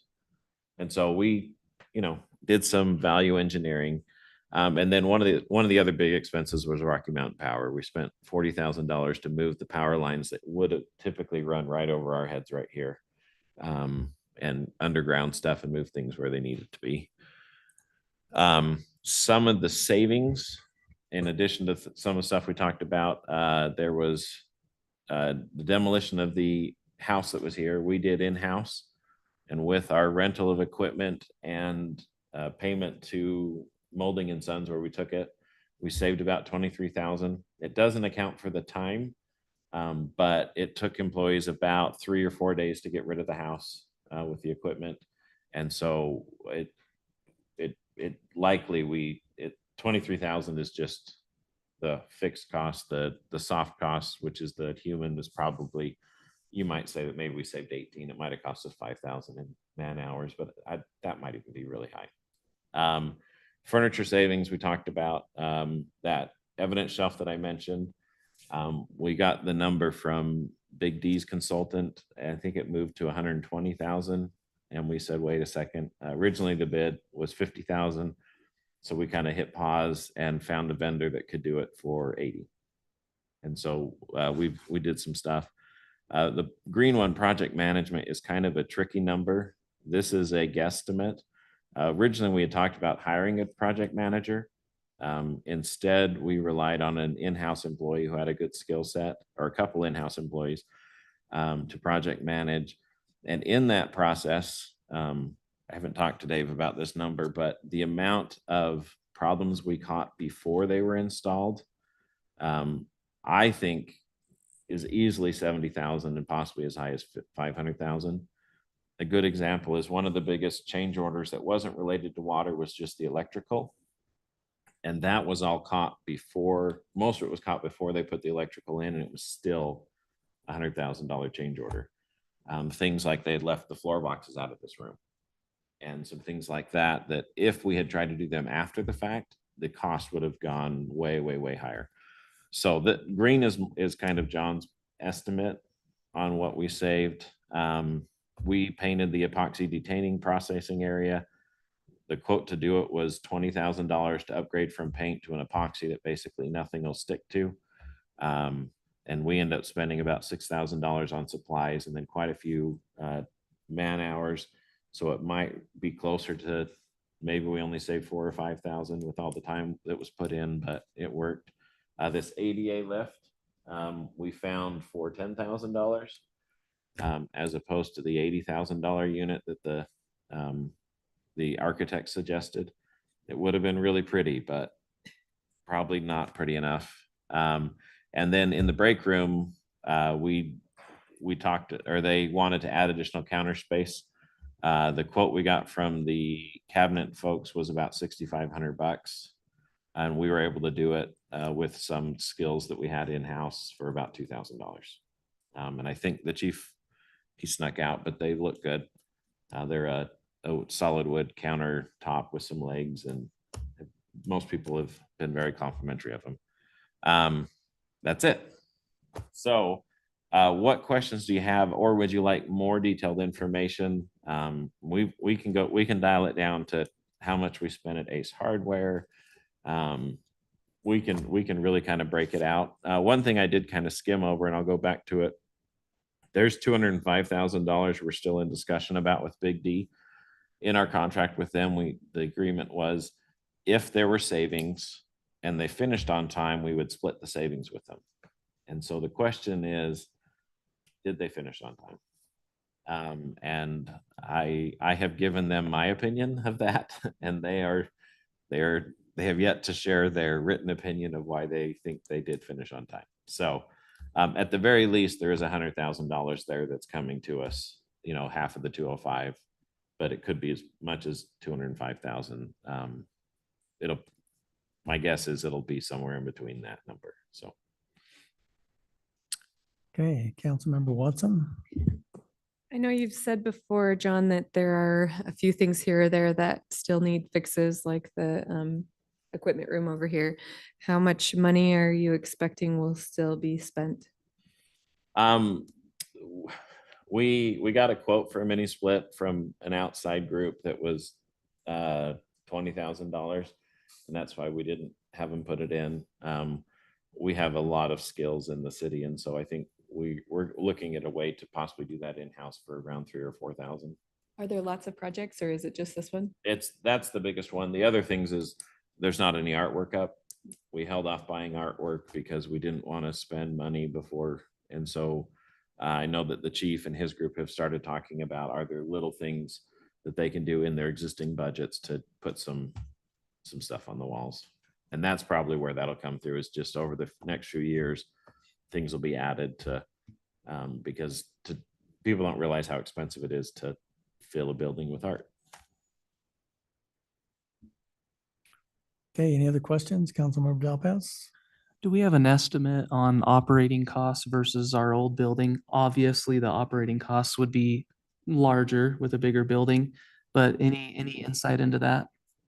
We do have estimates. It actually shows up in the budget document. One of the biggest ones that comes up, I'll see if I can find it while we're chatting, is the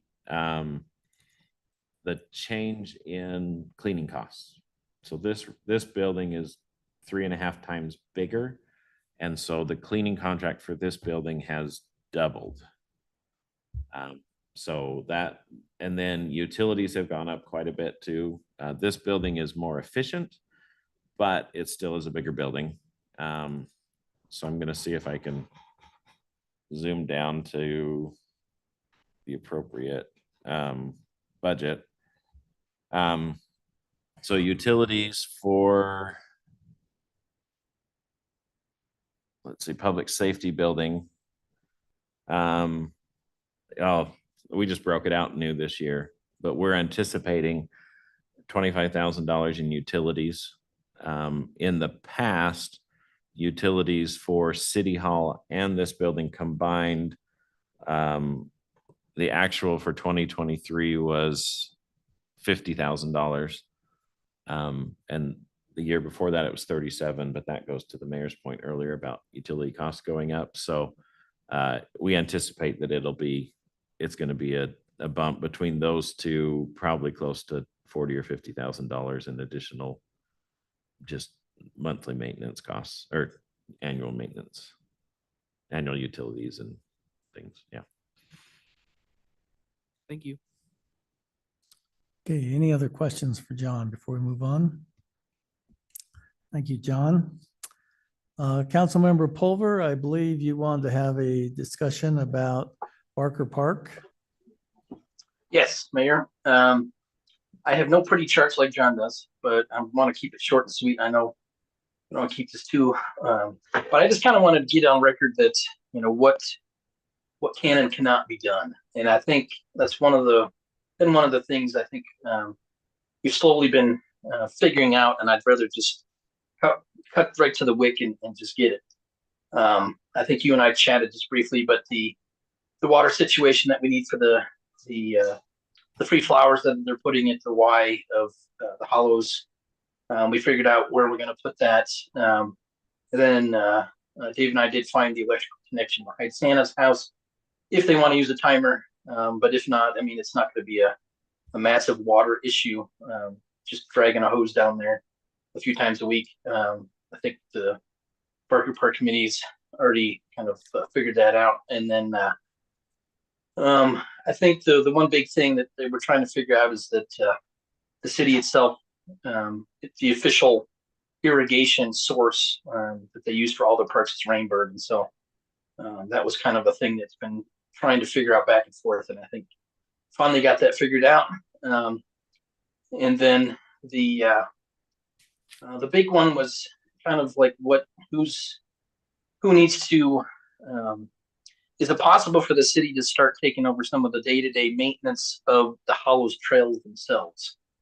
And I think that's kind of an overall discussion, but I think for most people involved, I think the answer would be yes. I mean, that's a lot of what the Barker Park Committee, struggles with is that's what they do every year, and that's fine, but it is a city park, and those trails are going to be technically signed here. I think they are.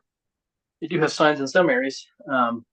So that's something I just want to put out there, and if there's any issues, let me know. But I think eventually,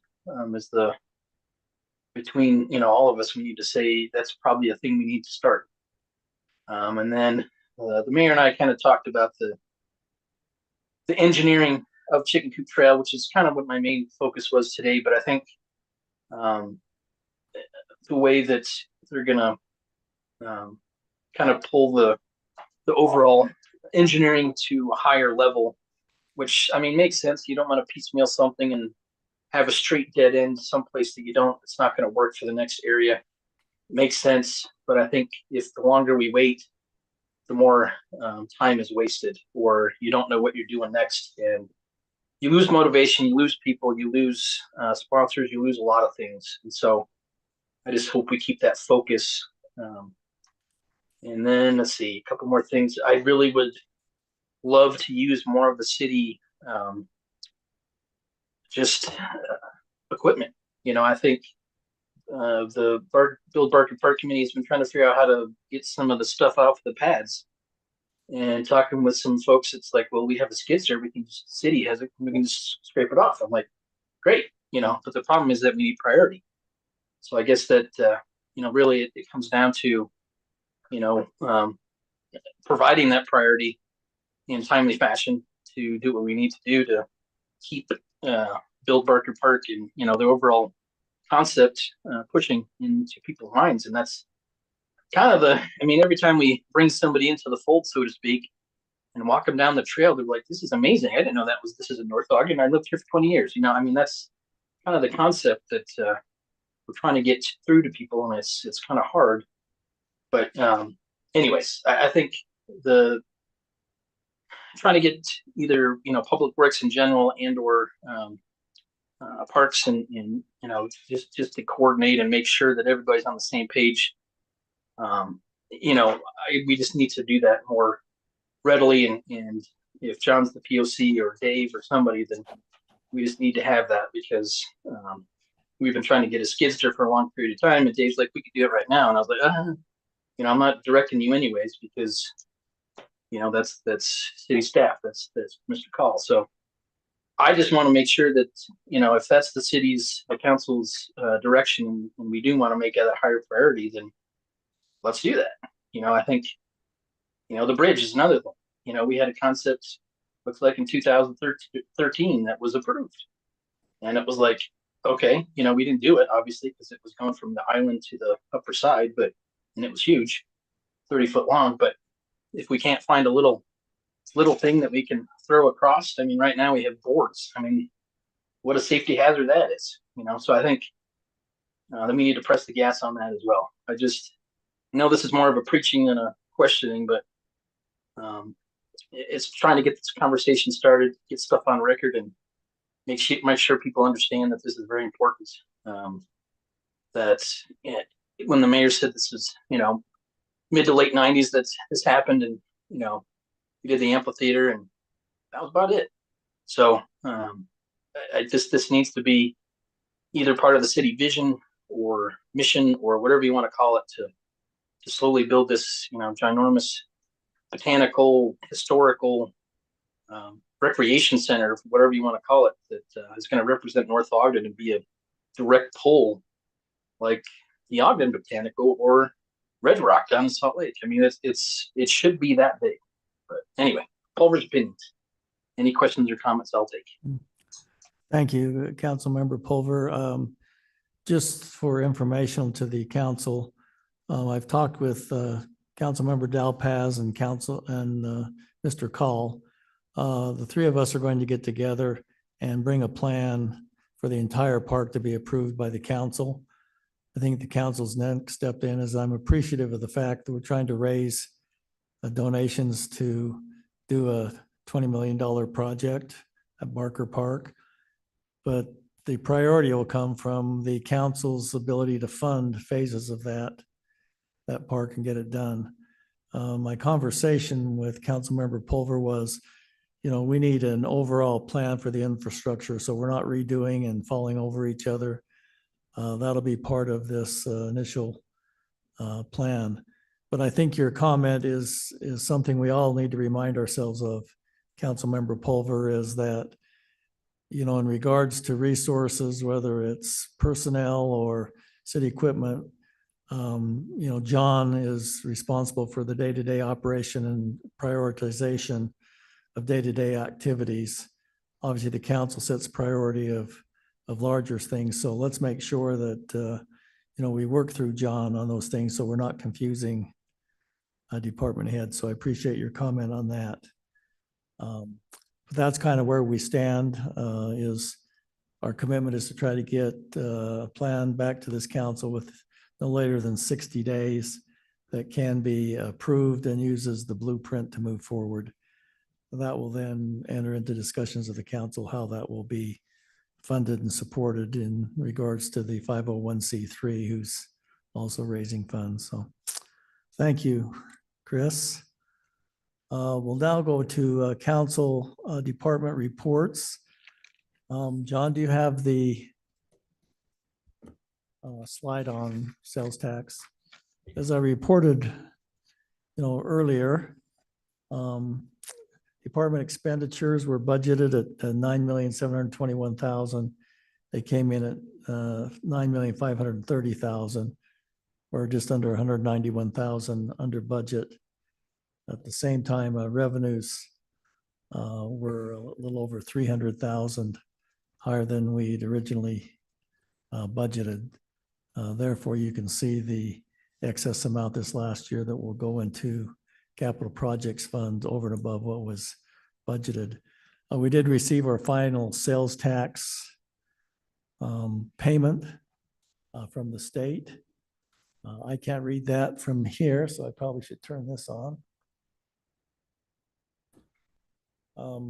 But as you can see, we collected $4,808,000 in sales tax against it was 3.89%, I think, over and above the collections of last year, if I remember correctly. That is the same amount we budgeted this year. There was not any substantial change in the amount really between what's collected from the city. I think it was 31%. And the amount allocated from the state is 69%. So very little change there. So once again, just a recap. The amount that we've budgeted for fiscal year 2025 is equal to the amount we actually collected this year, which was approximately $150,000 more than we budgeted. We will get this submitted to the county with our tax rate a little bit early in the year to be reporting on operations thus far. But we'll get a report to you next time. That would be my succinct report. Councilmember Pulver, would you like to make any comments on Public Works? Any information you'd like us to know? Oh, definitely. As you probably notice around the city, There's been a lot of road work on rehabbing and then say tar and feathering. That's not obviously it's gravel, putting tar down and making it tougher to chip that back down. But that's been going on quite a bit. They've been doing quite a bit on the water projects up north of 3100, and the roads look like bomb went off. But basically, they'll get them patched up before the winter and let them settle before they redo it in the spring. So I think the residents know that. We've been kind of addressing that issue as it comes in, and then other things going on. Obviously, they're working on the water 2 million gallon thing over there. That's plenty of stuff going on over there. And then I sat through a 7 a.m. meeting, and the amount of coordination and details that have to go on is mind-boggling. I've done $20 million programs for the Air Force, and the minutia of detail that has to go on and has to be remembered by department heads and Dave and Brian and et cetera, is quite amazing. And just the amount of people, even not in that same department, go, what about that? And you're like, oh yeah, we got to do that. So there's a lot of back and forth and camaraderie in that, in the public works. And I just want to make sure that everybody understands that that's pretty amazing what they do and how they coordinate all that to make sure that stuff gets done in a quality fashion. So there's one other thing and I'm spacing it. Anyway, so that's it. Thank you. Councilmember Watson, do you have something you'd like to report? Yes, I just am getting some in right now as we speak. So Bryce is saying that Ryan has been digitizing our forms so that problems with the payment lockbox will be resolved with the bank bill pay issues. And there is also a band concert next week at the amphitheater. From recreation, we had a really great event recently, Benny's boat race, and we had great attendance and some contestants that were really fun. And it was some of us were able to be there, and it was an enjoyment to be there. And just kind of a couple of last events there at the pool that have been really great. The upcoming event at the pool is the Canine Kerplunk. That's on September 7th. So that's where the dogs can get in right before the water is drained. And so that should be fun. There are different hours now at the pool until Labor Day, which I believe is the last day.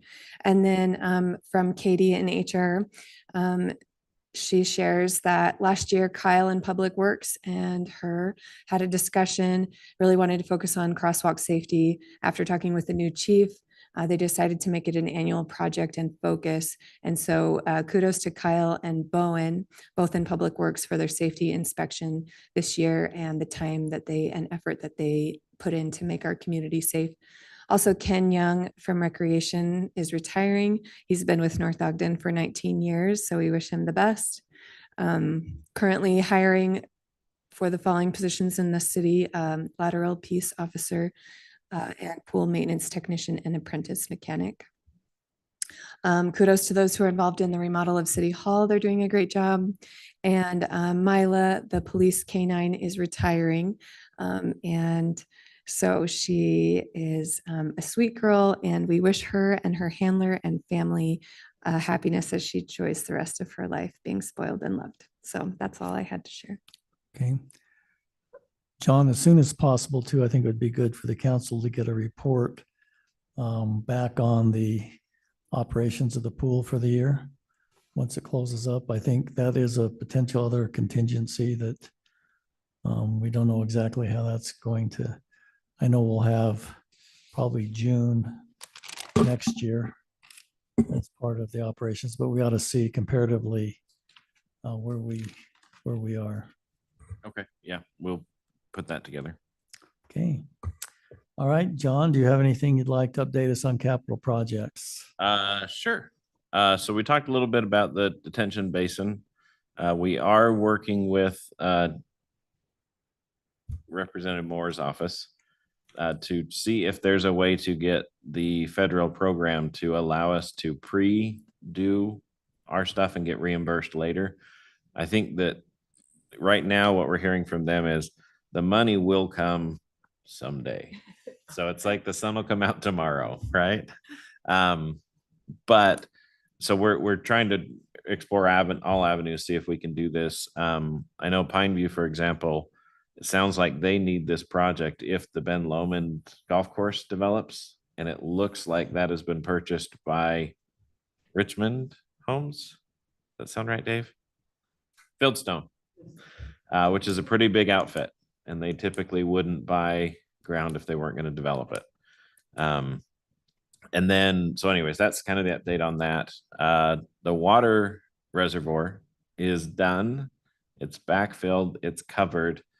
And we're just waiting for the landscaping to be put on the top, and you'll never know it was there. So if you missed it, I'm sorry, but it is going to be finished, and essentially that project will be put to get bed here in the next month or so. It's the biggest water tank in the city, and it should provide enough water to facilitate the entire south of the city's growth and everything. So, and as a reminder, that was paid for with ARPA funds. Yep. Yeah. Or a significant portion of it was. The Waterworks Park is underway. The equipment is here. It will likely open in the spring now. We wouldn't have it done before it's going to get too cold to freeze, and we can't use it anyway. So the plan is the spring. Orton Park is one of those parks that's slated for a playground this year, as is Oaklawn. But due to some ingenuity in the Parks Department, Oaklawn, we're likely going to push off a year because Mountain View Park's playground had some major malfunctions on the slide, and we aren't able to get parks. So we're going to try and flip Oaklawn and Mountain View. Oaklawn's parks or slides also were damaged, but it's new enough that we can get parts. And the vandalism that we're not sure what they used, but probably a butane torch and melted some. And our parks folks were able to essentially do some plastic welding and make it safe again. But so that's the plan, is to move. We've got to Mountain View get up. some of those adult residents up there by Mountain View to quit using those slides. I think it's kind of something to do with that. But so those are the parks that are on. Obviously, the ones we've talked about, Lomond View's done. It's being used. For one of our team building activities this year, we're actually doing a pickleball tournament with the employees where they'll play at various times of the day. And then our plan is to do a barbecue for the kind of quarterfinals and finals. And we'll probably we would like to have the council come and help serve food, and maybe even have a council bracket one-on-one where you can fight to the death in pickleball.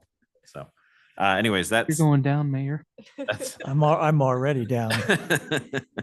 that's what I've got related to capital projects. Is there a project that I've left off the list that we need to include in future discussions? No, but I think it is important, John, that we get on as soon as possible. A couple things on the work session we don't forget is Cherry Days Mhm. and the pond, what the alternatives are there, so that we don't fall behind all on those things. Okay. Okay, thank you. All right, we'll now go to item number 12, which is public comments.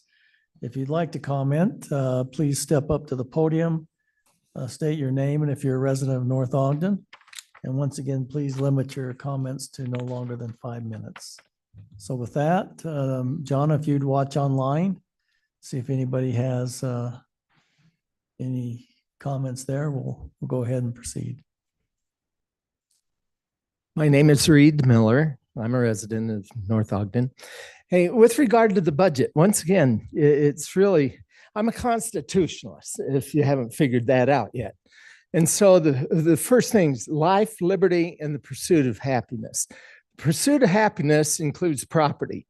Property includes taxes. And therefore, it's a responsibility of government to not tax the people any more than you have to. I appreciated what Mayor Berube said.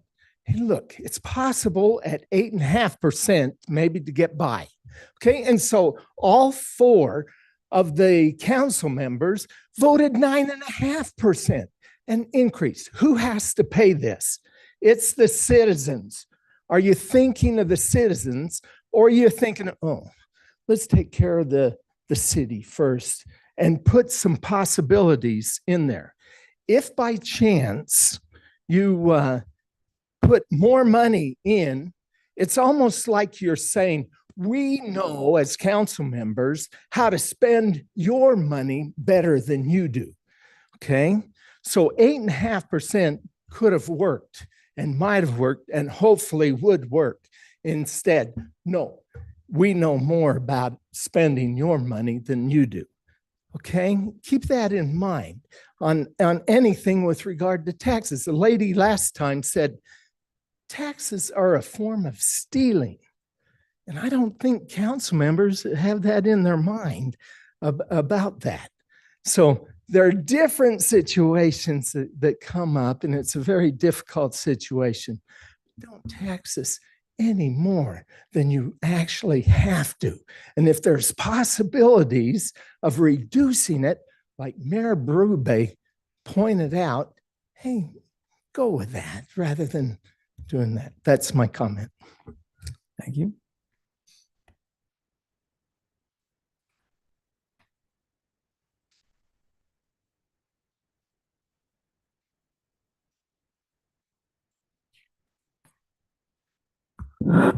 Mayor, council members, my name is Dave Shoup. I do not live in North Ogden, but I own a business in North Ogden, which is Coldwater Animal Hospital. I am a resident of Liberty, Utah.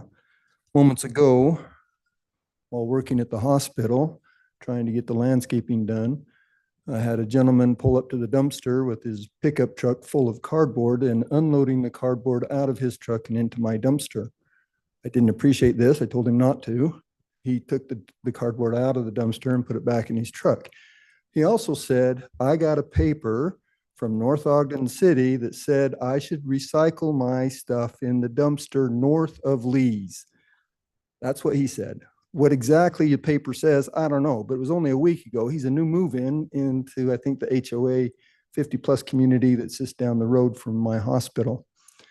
Long story short, y'all need to look at your paperwork, and if you're encouraging people to put cardboard in the dumpster north of Lee's, you need to reword that. I cannot afford to take care of North Ogden City's cardboard, and there may, I don't know, should be compensation for me housing your cardboard issue because you've refused to change the paperwork in a timely manner. That's my comment. Thank you.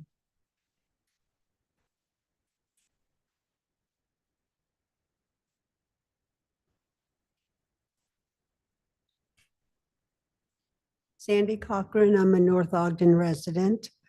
I want to ask the council to consider the comfort of the faithful citizens who come here and put something over those windows up there so I don't go blind.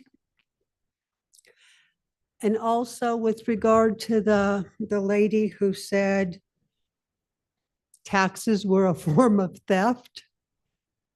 You also heard her say she wanted that pothole fixed, so make sure the money for that comes from her.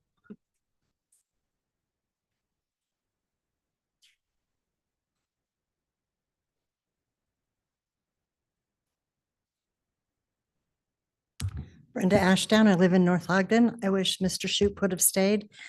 I live on that road. I drive by it all the time. I know that the recycling has been moved, but there is a sign right there that says recycling has been moved and where it's been moved to. I don't think the city owes him anything.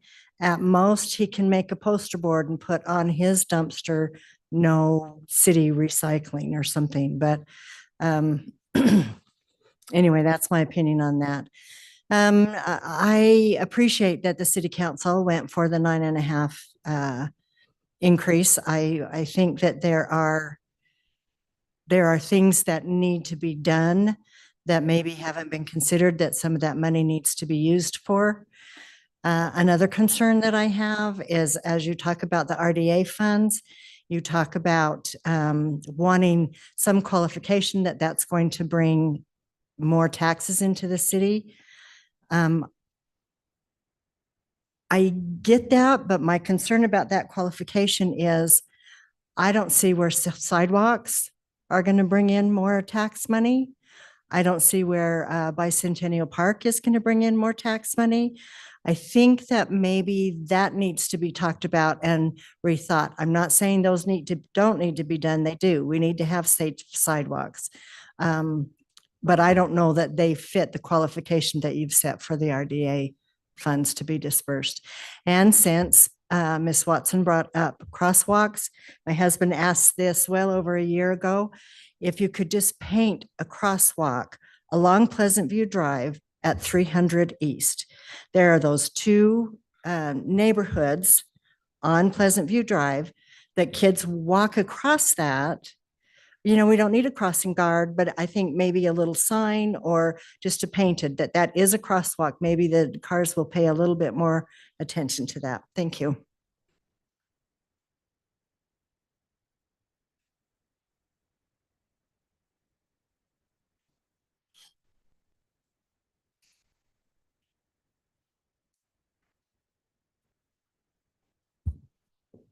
Philip Swanson, North Ogden resident. Mayor, I will continue to use those slides at Mountain View Park until there's a sign telling me I can't. And it better have my name on it. So that slide's a fun slide. Several things. First of all, thank you for your work on the budget. It isn't easy. We elect you to make decisions on our behalf. That's what we did. That's what the vote tally said. And it isn't because you know better than us. It's because that's the form of government that our founding fathers gave us, a representative, a constitutional representative government. We elect you to represent us. We elect you to make decisions on the city's behalf. And we also understand that you too are residents of the city. So when you raise taxes, you raise your own tax bills. And I know that not all of you or most of us that have served on council aren't swimming in extra funds. So it impacts us as well. So I'm grateful for all the many, many hours over the last 6, 7, 8 months that you've put into the budget and the good decisions that you've made. Regarding Barker Park, I'm looking forward to an official plan from council that's approved so that we can have that settled once and for all what the plan is. And as we work on Barker Park, I hope that we'll be careful not to confuse motion with momentum. Just because we're doing something doesn't mean that we're accomplishing anything. And I think that's where the plan will come in to help us so that we're headed towards a unified goal. With the grants, is the purpose of the grants to be a handout or a hand up?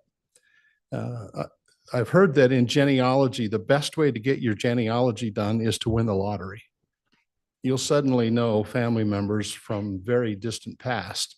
And it feels that way sometimes when it comes to these kinds of grants, that you suddenly have individuals that are interested in improving the business, not the individual businesses, because they're generally renters, but the landlords, the landowners. They suddenly have an interest in doing something that they haven't done in decades.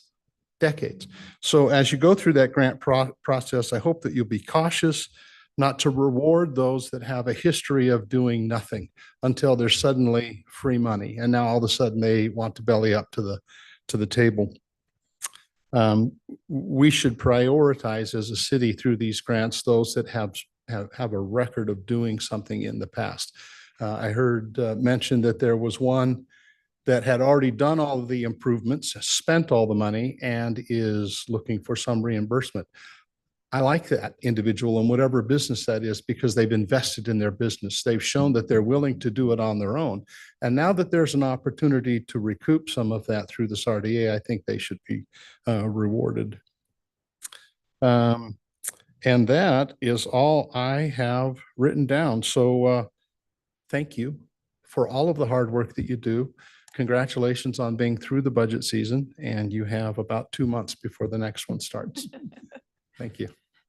Thank you. Anyone else? Anyone online? Anyone? Susan just raised her hand. Okay, let's go with Susan Kilborn. Susan Kilborn, North Ogden resident. I just want to say thank you very much. I appreciate you, Mr. Mayor, Mr. Call, City Council members, for Rianne, Jamie, all of you. I know what a tremendous job it is to put a budget together. We all deal with it individually in our homes. You're doing it collectively for all of us. And what you have put out there is not unreasonable. And if there is someone sitting in the room out there whose name I will not mention, who has a problem in keeping up with that increase, I would be happy to help that individual out, pay the difference in what it's going to cost for the next year on that individual's taxes. No questions asked. Also, Bill stole a lot of my thunder. He always does. We don't agree all the time on everything, but usually when he steps to the podium, I have to say that I always agree with him, almost invariably.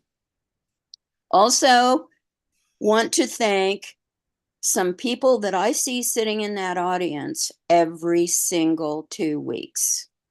And you guys know who you are. And those of you up there that I'm looking at on the panel know who they are. And I appreciate those people who take the time to come every 2 weeks and give their opinions and the fact that they are there to listen. And I'm out here on Zoom, so don't forget me either. Have a great night, you guys. Thank you. Anyone else? Okay. Any comments from staff? Dave?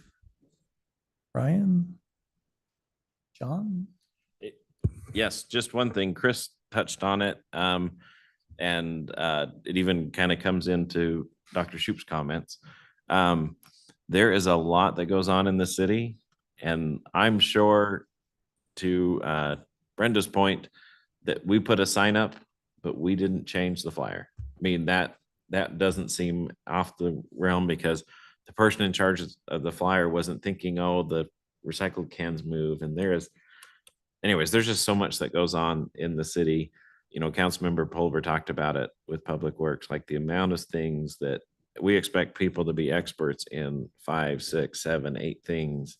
Where in a normal company, people would be in charge of 1 or 2 things. And our employees are amazing. So just wanted to, we're not perfect, but we'll get the flyer fixed and we'll keep moving. So. Okay. Thanks, Sean. Council? Any comments? Mayor? Yes, Councilmember Pulver. Just one thing, I guess, it got taken off, and I don't know if it was, you might have said it, but I don't remember if you said it. The Barker Park meeting that's usually the last Wednesday of the month is not on for tomorrow, correct? It's correct. That committee is being dissolved. Okay, just wanted to make sure that was kind of reiterated in front of everybody, but like you said, with the 5 people there and 3 people online. But and I think there was one more thing. Well, I think the biggest thing right now is making sure that we just keep that coordinated. And I think you're right. Or Mr. Swanson was saying about the 2 different things, and I think it's right. We need to make smart moves and calculated moves when it comes to doing Barker Park advancement. So I agree 1,000% on that. And I think as long as we keep don't say hyping it, but that's probably the right word. That it's a spectacular outcome at the end, and I see that vision, and I think that's something that keeps me energized. But anyways, that's it. Thank you. Councilmember Watson? Just wanting to confirm the window treatments are in the works. Is that right, John? So we've got a couple different bids on blinds. Obviously they're quite heavily tinted right now, but it depends on if we go with automatic or we're trying to figure out, because if you do electronic ones, it's a lot more expensive, but do we want cords hanging down? And so we are looking at options, but nothing's been decided yet. Okay, thanks. We should have put council at that end, and then that way we would get blinded, right? Okay. Mayor? Councilmember Severing. Yes, I'd like to make a couple of comments. I had a citizen, a young couple in the city who have small kids who reached out to me. I can forward their text to John. So I will do that, but I wanted to just mention their concern. They sent me a text of a picture at Lowman View, and there's one sign that says prohibited in this park, and then it lists horses, archery, et cetera, dogs. And then there's a sign right next to it that says, if dogs are in the park, they have to be leashed. Every time they take their little kids over there, big dogs are running around without leashes. And it scares a lot of the parents because the big dogs want to go see the little kids.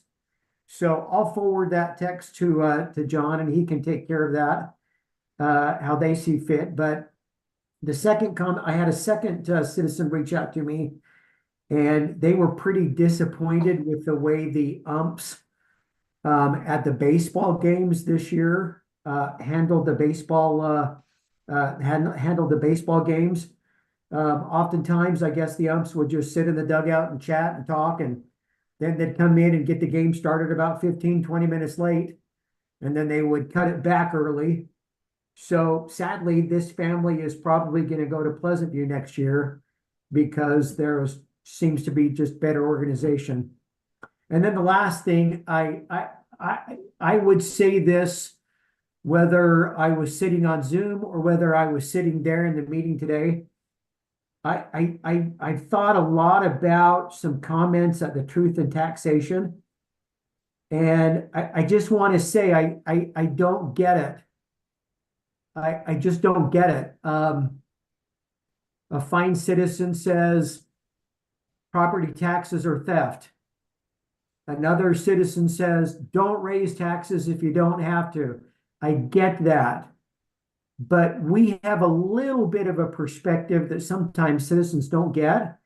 So I would be very interested in having any one of those citizens who view property tax increases as a theft or as an unnecessary thing. I would really love to have them come do a presentation on how we could run a city without property taxes. And when I hear somebody say you're not looking out for the citizens, quite the contrary.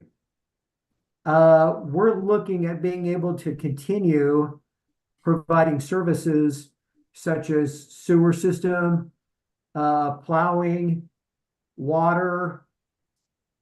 That's what we look at. We're trying to provide for the citizens, and we're trying to be very, very careful and cautious about what we think our expenses are going to be next year. So with that thought in mind, I would invite anybody who had a really great idea on how we can fund the city without property taxes, love to have them do a presentation. I just don't think we'd have that many people in the city that would make voluntary contributions to fund the city. Okay. Anything else? All right, if none, I'd look for a motion to adjourn.